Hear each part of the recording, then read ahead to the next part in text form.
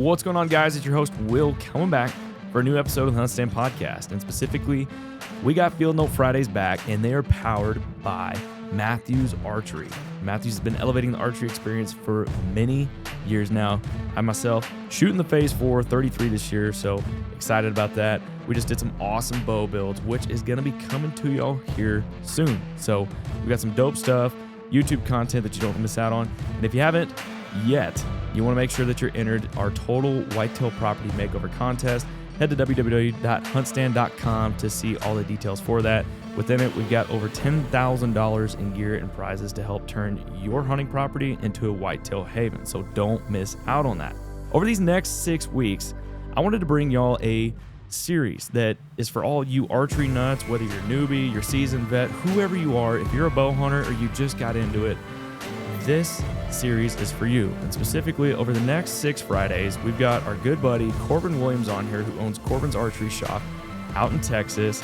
It's one of the top 25 Mathews dealers in the nation, and they've got their stuff dialed in. I have personally been in the shop. I've known Korbin for a while now, and if you haven't yet, give yourself the chance to go either out to Seminole, Texas, or Lubbock, Texas, and soon to be the DFW area to check out Korbin's locations. They've got their stuff dialed. He's got some awesome guys working in his shops, so you want to make sure you check them out.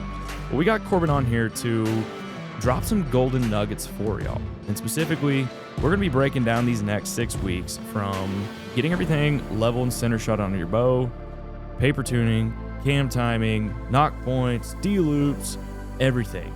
We want to help you get dialed in and get ready for the season, because the last thing we want is for you to bust out that bow the Friday night before opening day and realize that there are a ton of things wrong with your bow. So if you haven't already, you need to be dusting off that case right now, getting it out and getting it ready for the season, because Korbin's going to be bringing y'all a lot of knowledge over these next 6 Fridays that you don't want to miss out on. I have worked in archery shops, managed a shop myself, and every time I get Korbin on here, I always learn something new from him. So there's many different ways to set up a bow.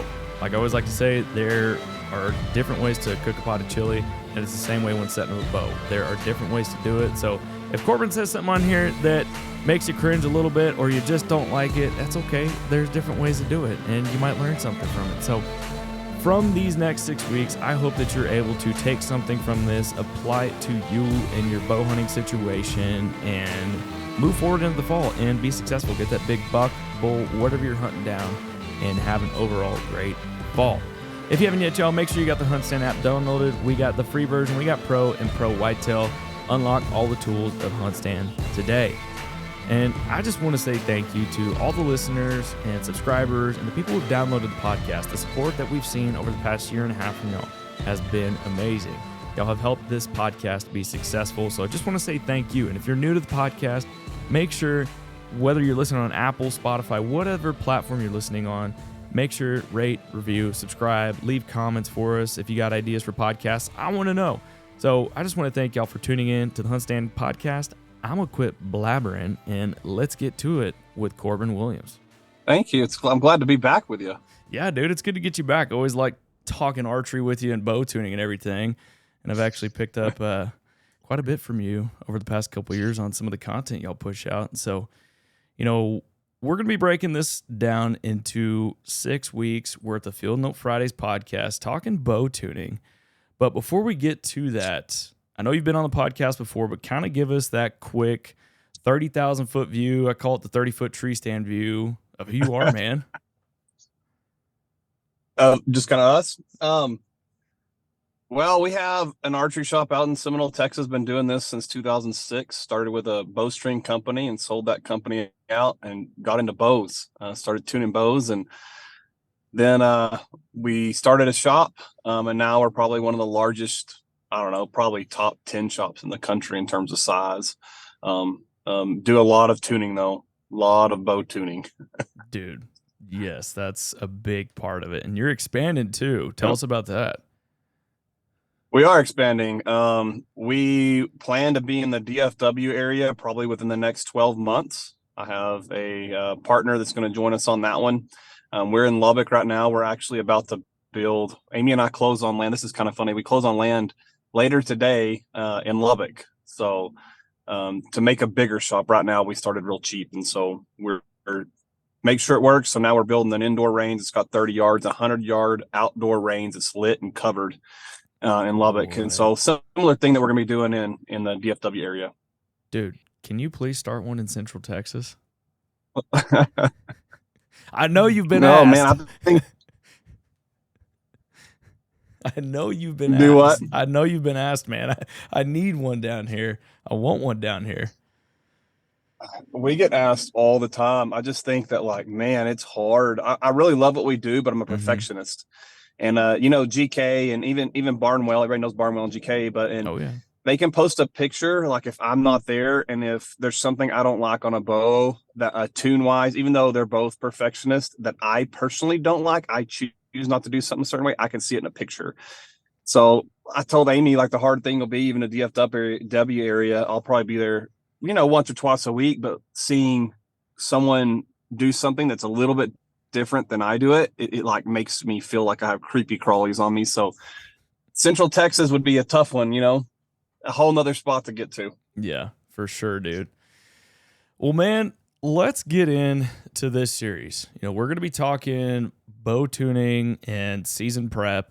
It's that time of year. Everybody's, we're past turkey. We're kind of in that summer lull, and everybody's been shooting their bows and just really getting ready for the fall. Those guys going out west chasing elk, mule deer, early season whitetail. So let's talk to everybody, man. And I kind of want to break this down into 6 different segments, this is going to be 6 weeks, 6 Fridays of Field Note Fridays. And so I think probably one of the first things we should talk about is how you have to build that base with your bow. And that starts with getting your bow set to 0, center shot, everything leveled. So kind of walk us through, that guy that he's got his bow right now, just busted it out of the case, hasn't been touched since deer season.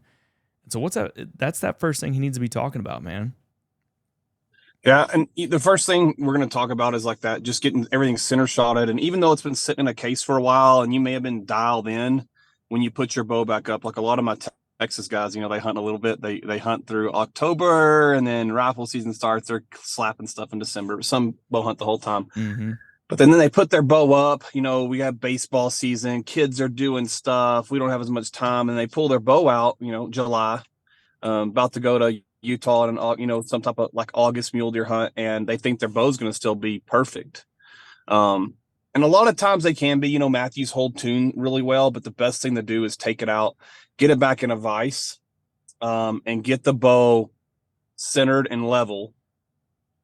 And probably that the leveling side of that, like having a really good vise or going to a really good pro shop that knows what they're doing, get everything level again, recheck everything. Let's make sure there's not any stretch in our strings. How old were your strings when you put it back in the case? That's we talked about like having your bow set to 0 being one of the most important things, but I would say, like we've talked about before, the string, check the string out when we get it out of the case before you even level anything. If there's any type of fraying or whatever, I can say it because I run a bow shop, but like I tell people, just put a new string set on it.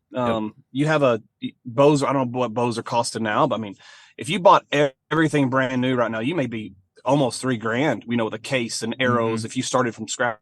And so even on my strings, if I see fraying on them, and people think I get them for free, but I just call up Tim or I call up Eric at Gas, either one, and I have them send me bowstring. Like, hey, charge me. I'm putting a new string on. And then I'm going to go to leveling out and zeroing my bow, making sure that my sight is level, my arrow rest is level, everything is perfect. I mean, that you don't have too much knock pinch in between your D loop and your knock, which I have a video that we just posted on our Instagram. It made a lot of people mad, but just running a D loop and checking that your knocking point, your knock, when you can move it at an angle, which y'all can't see me, but if you take your fingers and hold them horizontal and run it vertical and then back vertical with your knock against the string, if it's too tight, you can tell you'll have no movement because that string comes back at an angle.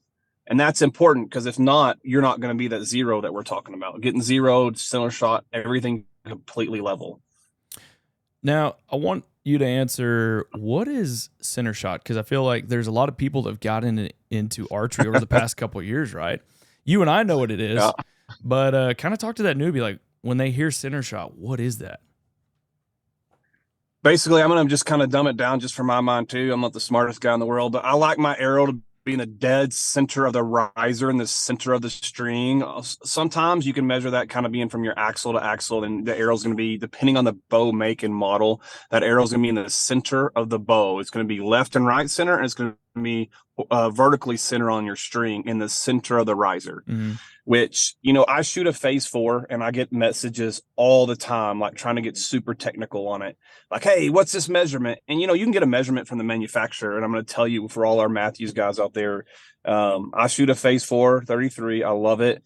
The first place I start, if you don't have that measurement, is I'm going to take my D-loop and my knock and my arrow and my rest, and everything's going to go dead center through the burger hole, which the burger hole is basically going to be the hole that you can see on the inside of your riser that if you're not running an integrated rest, there's a hole that the rest bolts used to mount it into. Now everybody's integrated and there's so few of those being used, but that's what I start with. But there are specific measurements recommended from the manufacturers, whether it be 3/16 or whatever it is, of exactly where you're going to be off of your riser. But to dumb it down the simplest way possible, keep everything, and that's for every brand. Expect the newer bows with a wider riser. I go center shotted through the exact center of the bow from the string, and I'm going to get it level through the burger hole to the D loop. And I'm going to put a level on my bow's level, and then my arrow's level going through that. And then your left and right center shot, you can get a Hamsky. A Hamsky has a little level on there, and I don't want to offend any other sponsors, but they have one that like you can set up exactly for where your center shot's going to be, where it'll take it left and right and height exactly off the center of the riser, and it lines up really, really nicely. But you can eyeball at the start, because I know we're gonna get into a few other things here in a little bit. Oh yeah, dude. And I think all the things that you've talked on, I preach that to everybody as well. It's like, you've got to have that good base. You got to start zero. You got to get everything centered. So, I mean, that's super key and the most important part. And before we move on to the next segment, I mean, kind of any other thoughts in your mind that, step one, just in terms of like, you've talked strings, you've talked center shot, level, everything. Anything we may have missed on that before we move on? I think it's knowing, you got a good D-loop on it, all of that, making sure everything's level. Man, I think that's pretty much it to start. If your strings are good and everything else, like make sure everything's dead center level, because we go into arrows later, we go into the tune later, but all of it, it's based on how far out of center you have to get your bow to tune later. So make sure you're just dead center, stationary. Like where the bow's not moving, it's not drawn back, but everything is dead level. Yep. Yeah. Super important. All right, y'all, there you go. Hopefully you'll be able to take a little bit on the center shot leveling concept from Korbin, apply it to your bow, and get that thing doped in. This is the most important and most crucial part to getting that bow set up. Whether you're doing it yourself or you have it in a shop, this is something that you can have in the back of your mind. And you want to have that base set. Get yourself to zero before you move forward. So this is the first segment of our bow tuning series, bow prep series, whatever you want to call it, Field Note Fridays, powered by Mathews Archery, and we'll see you for part 2 next week.